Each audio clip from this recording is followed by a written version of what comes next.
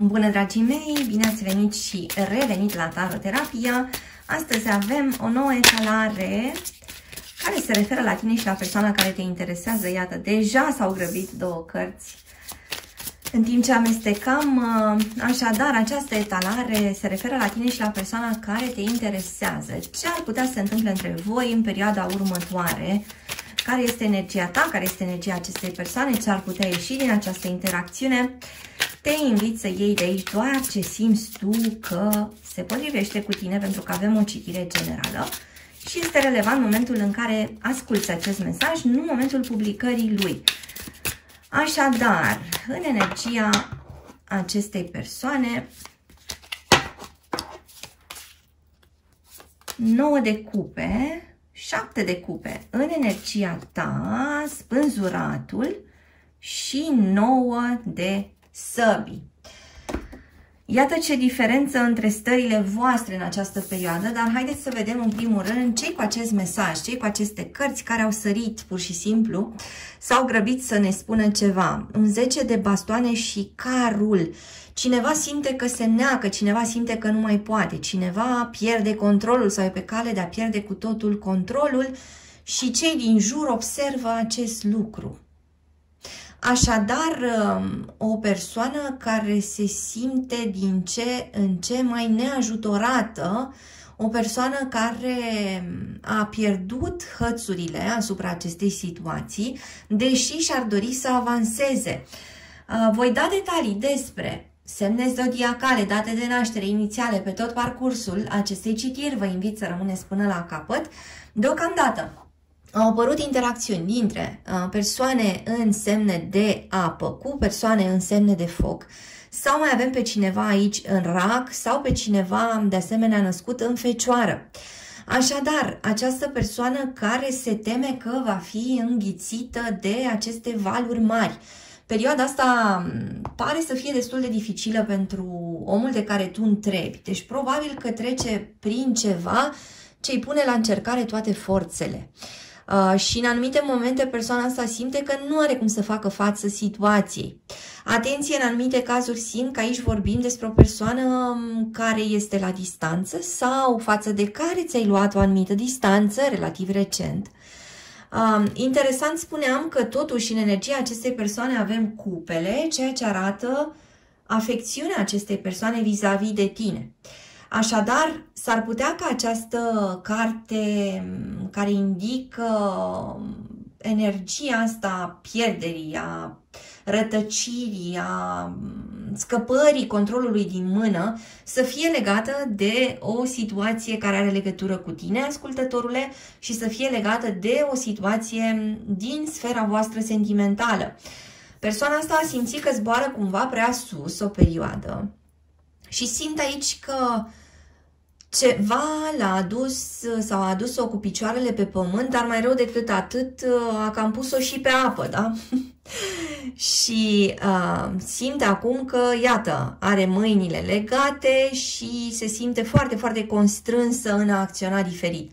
Deci ceva ce a venit din partea ta, ascultătorule, o schimbare de atitudine, o discuție serioasă, un deadline, un ultimatum, a adus această persoană de pe culmi înalte și din balonul lui plin de iluzii sau din balonul ei plin de iluzii, taman în zona mării adânci, da? Și nu doar adânci, dar și extrem de tulburate. Așadar, persoana asta a cam picat de sus și a picat destul de prost în mijlocul mării agitate și spuneam că ceilalți asistă la un posibil înnec, adică sunt oameni din jur care observă o schimbare în stările acestei persoane, oamenii din jur care observă că ceva nu mai este la fel, oamenii din jur care ar ajuta și n-ar ajuta, deci de ca și cum, în fapt, situația asta trebuie rezolvată de această persoană direct, pentru că apelând la ajutor s-ar putea să nu găsească acolo un răspuns sau o rezolvare. Acestei persoane, așadar, îi se cere să plătească, simt, în anumite cazuri, pentru un act de triumf cam prea mare, pentru ceva cu care s-a mândrit.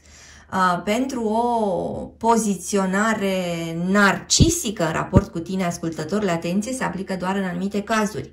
Deci persoana asta se umflase, se gonflase, își luase, iată, zborul spre orizonturi îndepărtate, crezând că are foarte multe opțiuni la îndemână.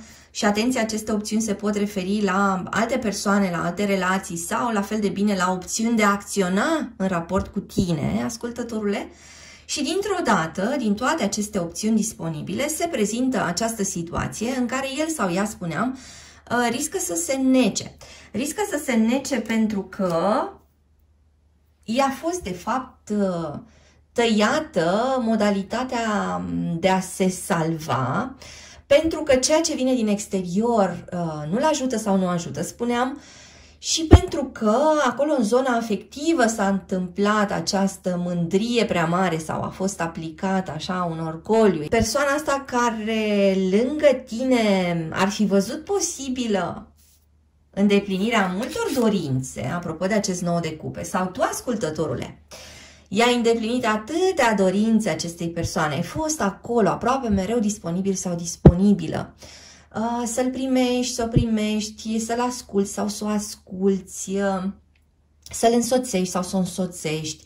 Persoana asta a găsit în tine foarte multe calități, însă a găsit în tine multe aspecte pe care nu le-a valorizat suficient. Persoana asta nu a reușit să-ți fie recunoscătoare până la capăt și să construiască pe baza a ceea ce venea de la tine. Și atunci s-ar putea ca această cădere să fi venit, spuneam, dintr-o schimbare pe care tu ai operat-o, ascultătorule. Adică ceva n-a mai mers pentru tine, n-ai mai putut, ai ajuns pur și simplu dincolo de pragul toleranței tale și e posibil ca tu să fi pus o frână, să fi pus un stop, sau să-i fi pus o piedică acestei persoane care a căzut în nas, adică și-a cam luat aici o căzătură destul de dureroasă. Și mă întreb cum rezonează cu tine, pentru că simt aici că lucrurile sunt într-o anumită interdependență. S-a întâmplat ceva ce a venit de la tine. Fie că i-ai spus direct, fie că nu i-ai spus direct, dar din comportamentul tău, din atitudinea ta, din detașarea ta, din distanța pe care probabil ți-ai luat-o în anumite cazuri, da?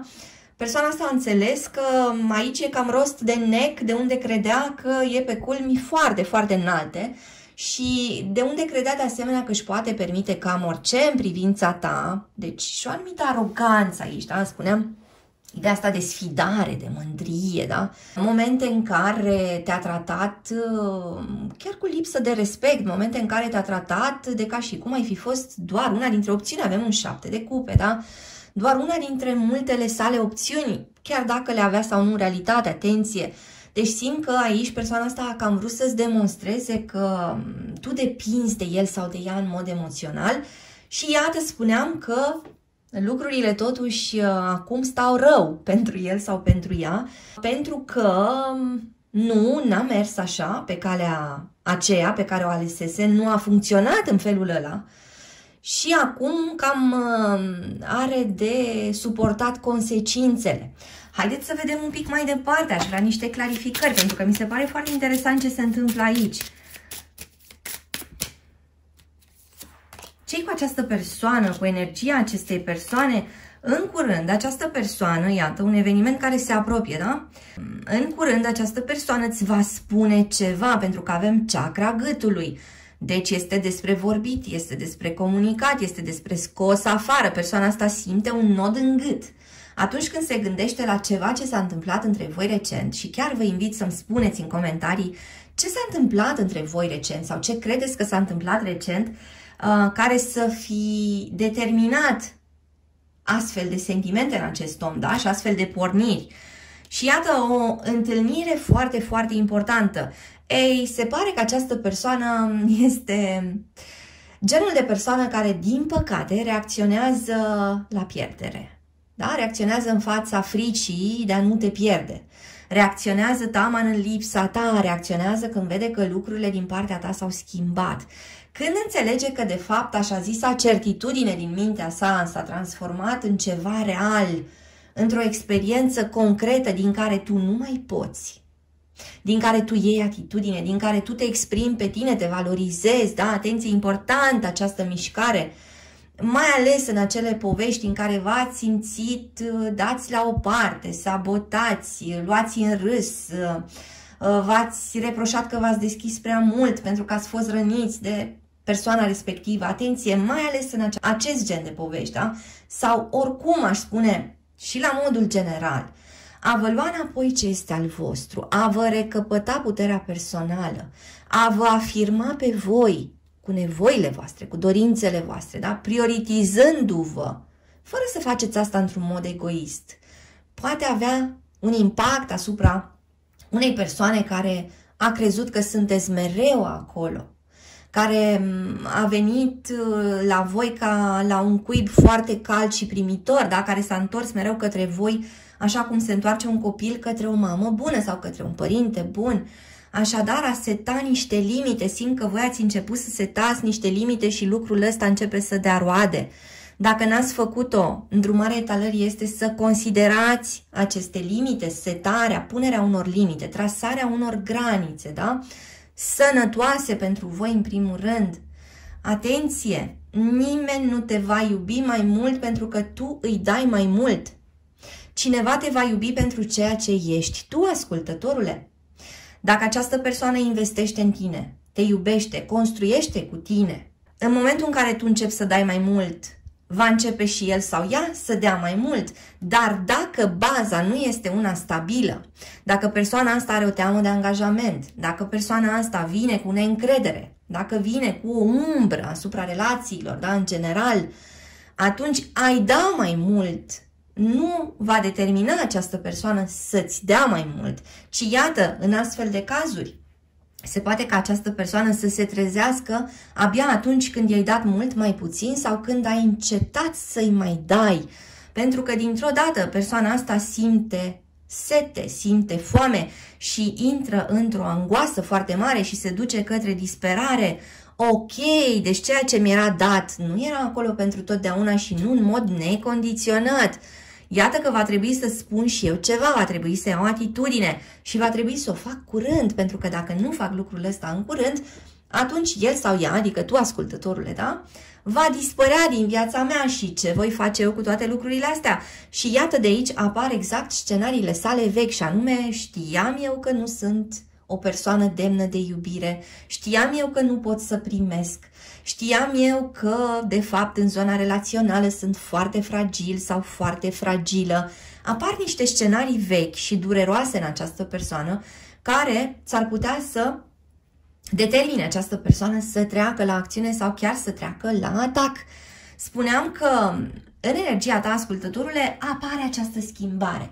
Ai un shift de perspectivă, ai ceva ce nu mai seamănă din ceea ce spui, din ceea ce faci, din ceea ce lași să se înțeleagă. Există aici ceva ce nu mai seamănă cu ce a fost odată și aș adăuga foarte bine. Mai ales dacă relația voastră se împiedicase, mai ales dacă relația voastră se împuținase, mai ales dacă era o stagnare sau chiar un regres, mai ales dacă tot timpul i-ați oferit acestei persoane, spuneam, acel loc extrem de cald și de primitor și totuși persoana asta nu a apreciat, da? Oferta voastră.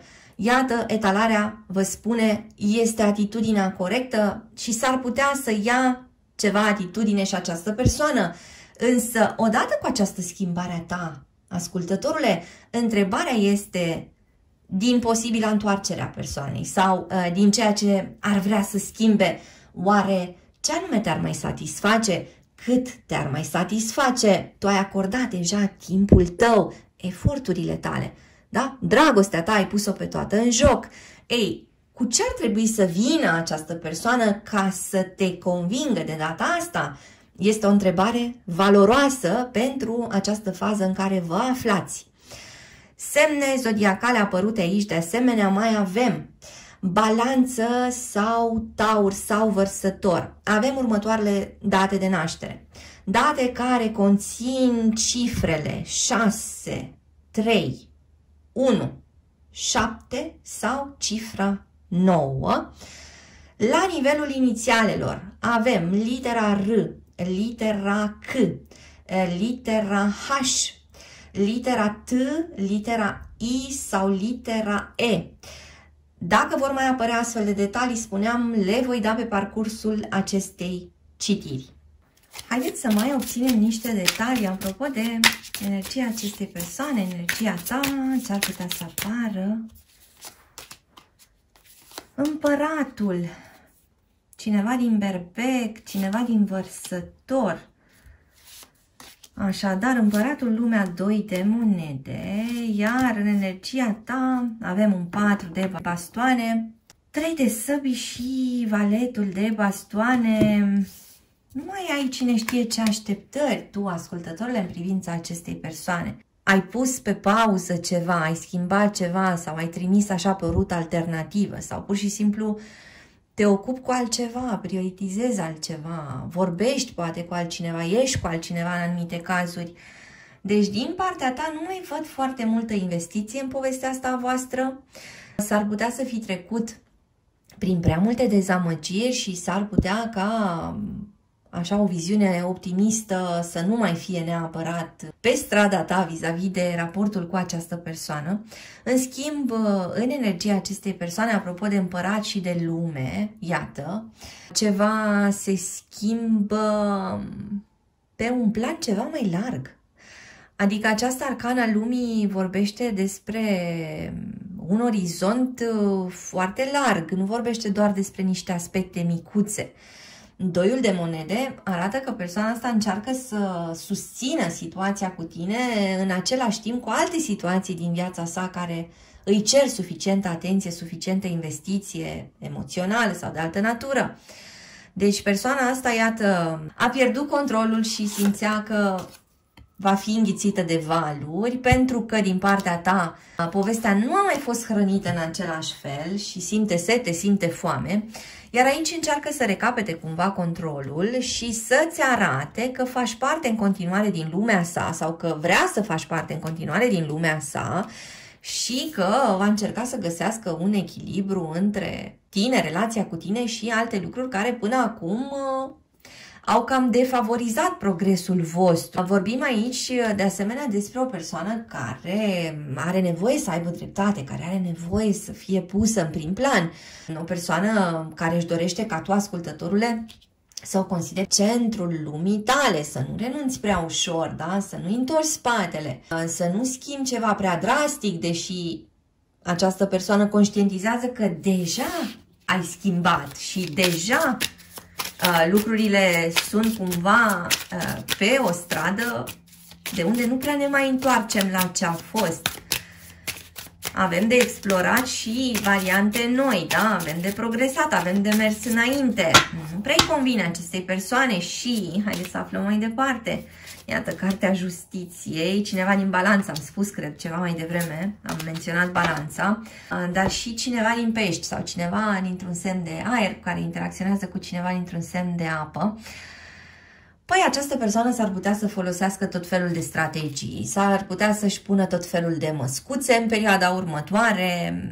Cu ajutorul acestor măști va înțelege mai multe despre tine, speră cel puțin să înțeleagă mai multe despre tine. S-ar putea să te invite la o discuție, la o poveste, la un pahar de vin într-un climat relaxat, da? Într-o seară, hai să ieșim sau hai la o plimbare să mai stăm și noi de vorbă și încearcă să afle cât mai multe despre tine, spuneam, punându-și aceste măști, adică nespunându-ți din start ce a observat la tine și fără să-și dorească să-ți arate frica foarte mare de care vorbeam la început, da? Și această neajutorare și această posibilă pierdere a sa printre valurile astea foarte agitate. Cu justiția, interesant aici, doamnelor, că această persoană ar considera că tu, de fapt, ai de ales între doi bărbați. Această persoană ar considera că tu ești în mijlocul acțiunii și că la tine stă decizia, la tine stă sentința.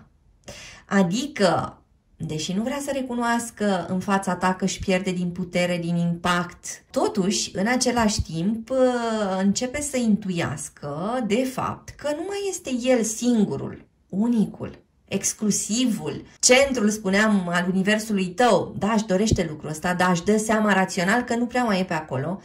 Și evident că își mai dă seama că vine lucrul ăsta din ceea ce a făcut sau n-a făcut, din ceea ce a spus sau n-a spus, din inconsecvența sa, da? Din ezitările sale, din ambivalența sa și așa mai departe.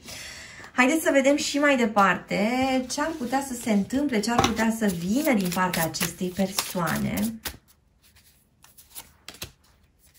Avem un 8 de bastoane, da? O persoană care se concentrează pe tine, o persoană care începe să te caute, o persoană care își intensifică mesajele spre tine sau îți cere tot mai des să vă vedeți, să puneți țara la cale, o persoană care vrea să-ți amintească totuși că voi sunteți speciali, unul pentru celălalt, da? Apropo de 6-le ăsta de cupe, s-ar putea să te trezești cu ceva mesaje mai dulci. Persoana asta ți amintește despre ceva din trecutul vostru. Persoana asta nu vrea să lase lucrurile așa cum sunt, da? Și își trimite mesagerii, adică își intensifică pur și simplu asaltul asupra ta, pentru că, iată, realizează că există acest risc al secretelor dintre voi, adică de ca și cum tu n-ai vrea să-i mai spui, să-i mai mărturisești așa cum o făceai odată și, deci, asta este tot o măsură a distanțării tale, a detașării tale, ceea ce el sau ea nu și-ar dori să se întâmple, da? Deci cu 6-le ăsta de cupe simt că această persoană ar putea să vină către tine și să te convingă de ceva ce a fost în trecutul vostru, ceva ce voi ați trăit și poate fi trăit din nou. Sau să-ți spună, tu știi bine că povestea asta noastră nu egalează altceva și știi bine că nu vei mai trăi cu altcineva ce ai trăit cu mine și știi bine că avem totuși de făcut ceva, hai, nu renunțăm așa de ușor, da? Deci la un moment dat ți-ar da de înțeles și aspectul ăsta că nu se renunță atât de ușor la o astfel de relație. Și din partea ta, interesant că din partea ta vine această energie a refuzului, din partea ta vine această energie care creează un vârtej și mai mare în această persoană. Adică s-ar putea să-i dai planurile peste cap. S-ar putea să-i spui, da, eu am visat la o viață alături de tine, da, am visat la fericire cu tine, da, mi-au plăcut serenadele tale și totuși, iată, nu prea mi-ai demonstrat mare lucru, da? Și eu nu mai accept să mă las tras sau trasă în același vârtej. Pentru mine e riscant, pur și simplu, să te cred ca odată. Da? Și atunci vreau să-mi arăți mai mult sau vreau să-mi arăți foarte concret. Vreau să vină din partea ta lucrurile astea importante, dar nu vreau să mai vină din partea mea. Gata. Ei, și atunci, haideți să vedem reacția acestei persoane. Pentru că pare că tu, susținând tot mai mult poziția asta a ta, sănătoasă din punct de vedere relațional, da? O poziție care cere ambilor parteneri să se comporte într-un mod matur, ai putea genera ce în această persoană? Magicianul, 6 de săbii și regele de săbii. Păi, în primul rând că ai putea determina, iată, o dorință foarte spontană de a trece la acțiune. Ai putea determina o călătorie pentru această persoană. S-ar putea să se urce în mașină, în tren, în avion, în barcă, da? Și să vină către tine, să vină mai repede decât te așteptai, da? Mai ales dacă erați la distanță. Și va determina o serie de argumente, da? O discuție destul de lungă vis-a-vis de voi doi și de situația voastră. Haideți să vedem și mai departe. Avem un 10 de săbii, persoana asta se simte înfrântă. Dacă tu îți menții această atitudine, această persoană se simte înfrântă și își caută o altă soluție, își caută o altă strategie. Persoana asta nu acceptă să-i întorci spatele. Asta este ceea ce tot apare de la începutul acestei citiri, că nu acceptă termenii tăi și mai ales nu acceptă ca tu să-l părăsești, să o părăsești, da? Trebuie să fie situația asta întoarsă, așa crede el sau ea, în favoarea sa, dar această favoare în favoarea sa te include pe tine cu niște decizii și cu niște atitudini altfel. Bun. Detalii suplimentare. 10 de bastoane, da, nu va fi ușor pentru această persoană. Nu va fi ușor să te convingă, da? Nu o să-i mai funcționeze pretextele așa cum îi funcționa odată. Judecata. Ceva se ridică la suprafață. Cu această judecată vorbim despre ceva din trecut care s-ar putea întoarce, însă într-o altă formă, atenție, da? Deci vorbim despre o transformare. Și împărăteasa, energia cuiva din Taur sau Balanță, care ar putea interacționa cu cineva din Berbec sau Scorpion. Energia feminină care are cheia în privința acestei situații.